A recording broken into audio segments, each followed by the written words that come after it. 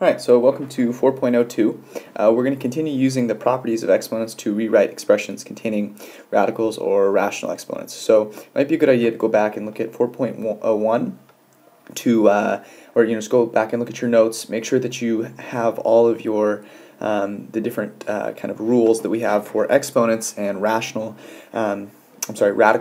kind of memorized and that you understand them, because once we start moving on, we're not going to go back and kind of rehash those. So it might be a good idea to just right now pause the video, go back and look at those, maybe rewrite them, sort of make sure we understand where they come from, and if not, go back and look at them, because we're going to move on and talk about a couple more before we really dig deep into the unit. So I want us to kind of revisit the Kepler's third law of motion that we talked about on Friday. So we found that there's this relationship that the time it takes for a planet to orbit the Sun squared divided by the average distance that it is away from the Sun cubed is going to be equal to 1, always. It's kind of incredible. It doesn't matter what planet you're talking about, this ratio is always equal to 1. So from that, we found equations for t and for a, that t, the time it takes, is a to the 3/2, and that a, the average distance that it is away from the Sun, is t to the 2/3. So I want you to go ahead and pause the video now and compute the values for b and c, and then go ahead and think about d. I will say a few things in just about a couple seconds. So go ahead and do B, C, and D, and then I'll say a few things about it before we move on. Alright, so just looking at B, we're told here that it takes 1.88 years for Mars to orbit the Sun, and they're asking what the average distance is. So they're looking for A, and they tell us T. So right there and there we can use this expression here. And you can use Wolfram alpha here. This would be much easier. So think about it. In this situation, we don't know A, so we're solving for A, and we know that the time it takes is 1.88, so 1.88. And we're raising this to the 2/3. So I want to talk about how we would actually compute this if I were to go type this into a calculator or into my computer. So if I wanted to compute this value, I've got to be very careful, right, because my exponent is a fraction here. So in my computer, in Wolfram alpha, I'll type in 1.88, and then I'll type the caret sign, okay, and then I'm going to type 2/3.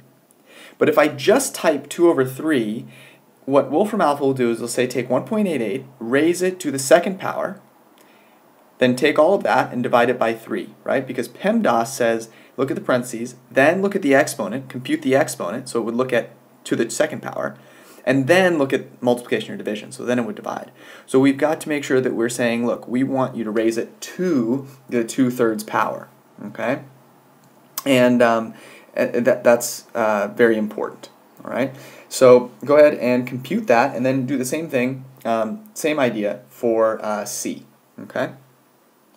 Now for D, there's a little bit of thought process that has to go on. So I want you to draw your diagram, look at your diagram again, think about, if here is my lovely green Sun here, and my planet is orbiting around the Sun in this elliptical orbit, right? And here is the furthest away it ever gets, and here is the closest it ever gets, right? Thinking about what the average distance that you find. So if your orbit takes 5 years, you can find the average distance, right?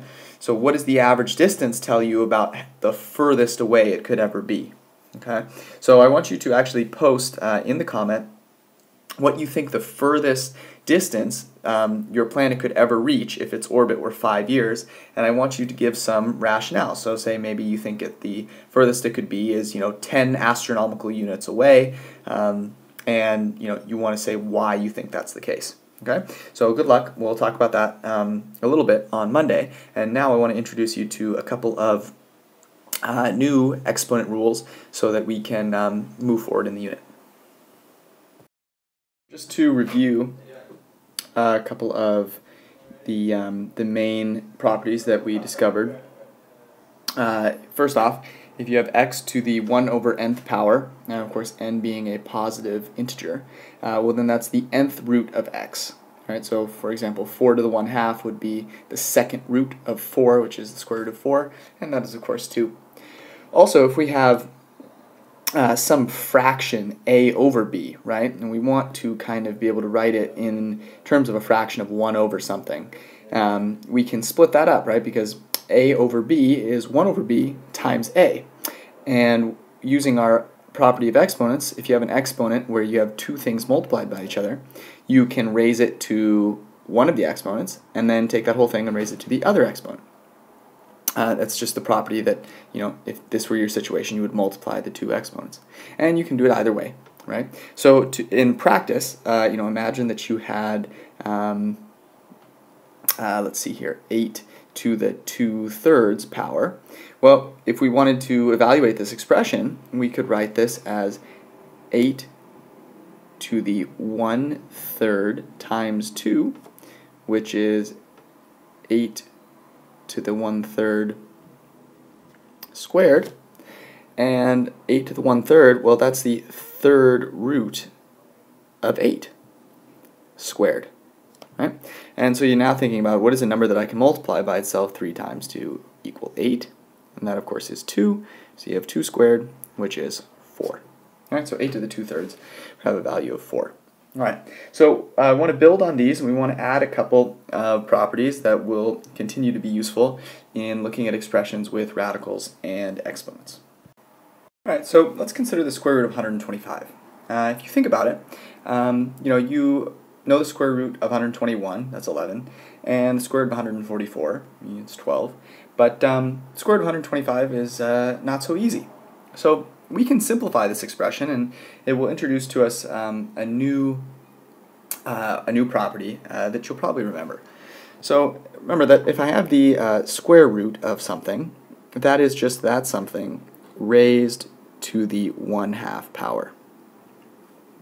And at this point, I'm going to make a move to sort of simplify 125. Think about what 125 is made up of. So, and I want to intelligently think about that because I know that I'm going to be taking the square root of these things. And so I want to think of something that I can take the square root of that is a factor of 125. And so if I think about this, 125 is just 25 times 5, right? 5 times 25. So 125 is 5 times 25, and I'm raising that to the 1/2 power. Now, what you'll probably remember, if you think about it for a little bit, is that if I have two numbers multiplied by each other and then raised to some power, that I can just raise each one individually to that power and then multiply. So I could rewrite this as 5 to the 1/2 times 25 to the 1/2. And this is a property that we should remember, and it's going to lead us to see what we can do with radicals. So you'll remember now, of course, that 5 to the 1/2 is the square root of 5, and 25 to the 1/2 is the square root of 25. And so at this point, well, we know one of these, right? We know the square root of 25 is 5, and so I can rewrite this as 5 times the square root of 5. So we rewrite this as just 5 root 5, right, with the multiplication implied. And all I've done is this is 5, so I've written the coefficient out front, right? Okay, so I've just switched these, right? And I can estimate the square root of 5 a little bit better, right? I know the square root of 4 is 2. I know the square root of 9 is 3.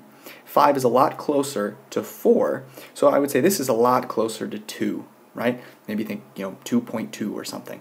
And you can test this out. So go on to Wolfram Alpha and evaluate 5 times the square root of 5 and also the square root of 125. And you'll find that these are exactly the same. And so this leads us to another property, right? Which is that if you have the square root, or any root for that matter, so we'll just write it to the nth root, of two numbers multiplied by each other, or for that matter, any number of numbers multiplied by each other, let's call it a times b, well, that's just equivalent to the nth root of a times the nth root of b.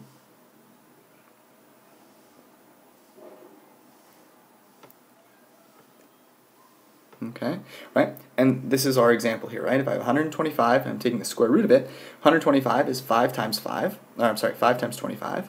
And so I can split the root up. So what I can do is, instead of going through all of this work here, right, I can just quickly say, well, this is the root, the square root of 5 times 25. And so that's the square root of 5 times the square root of 25. And so that is 5 root 5. Okay? So this would be a much easier way to go about things. Okay? And this works for variables too. So, imagine that you had something, let's clear some space. If I had I was taking the cube root, the cube root of 27 times x to the fourth, I can split this up, and so this is the cube root of 27 times the cube root of x to the fourth. Okay? And I can simplify this further. I know the cube root of 27, that's 3, and then this would be x to the fourth to the 1/3, because it's a cube root, and so that will be 3 times, and right, by my property over here, right, if you think about it, if I had x to some power to the 1 over something, I just multiply those two together, right, multiply the two exponents, and I have x to the 4/3. Okay. So this is a very helpful property and will be very useful.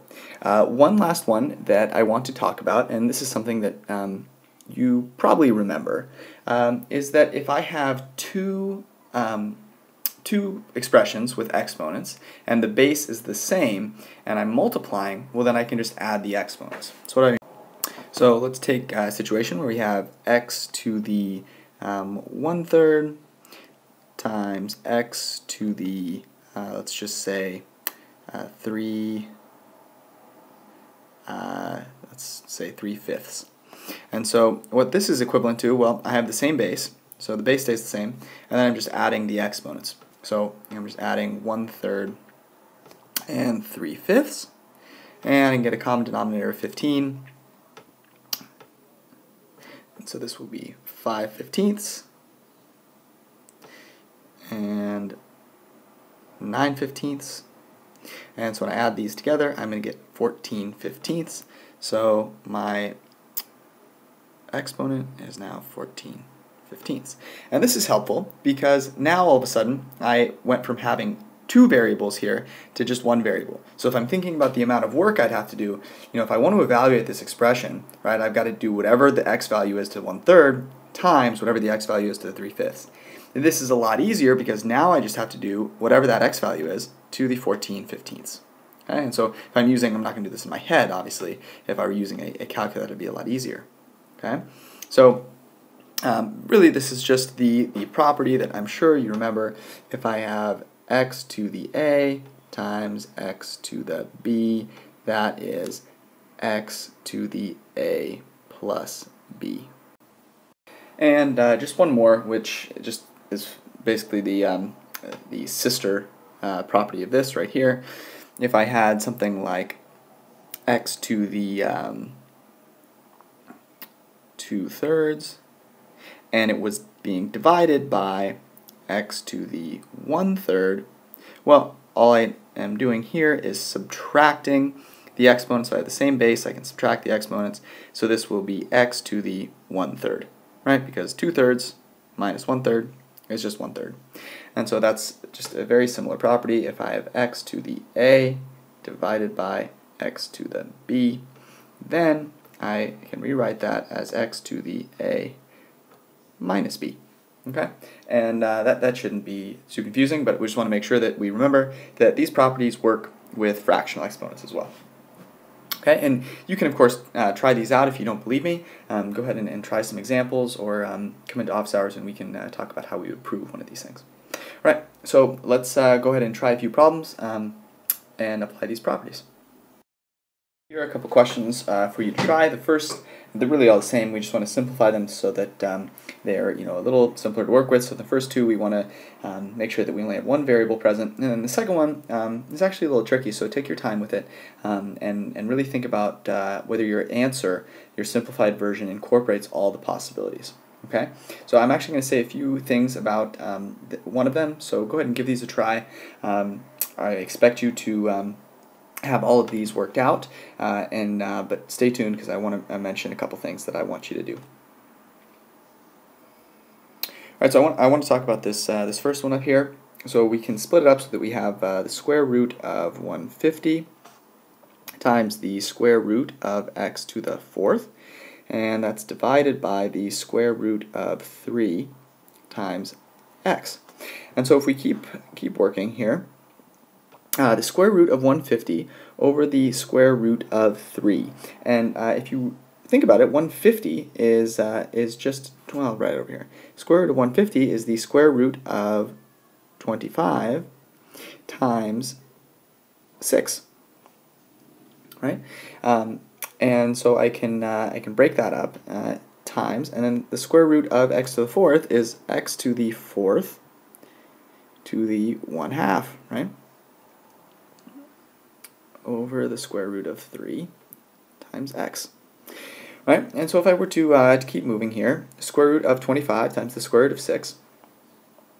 Well, the square root of 25 is 5, so I can split that up. I have 5 times the square root of 6 times, and this is just going to be x to the second power, because 4 times 1/2 is 2, divided by the square root of 3 times x.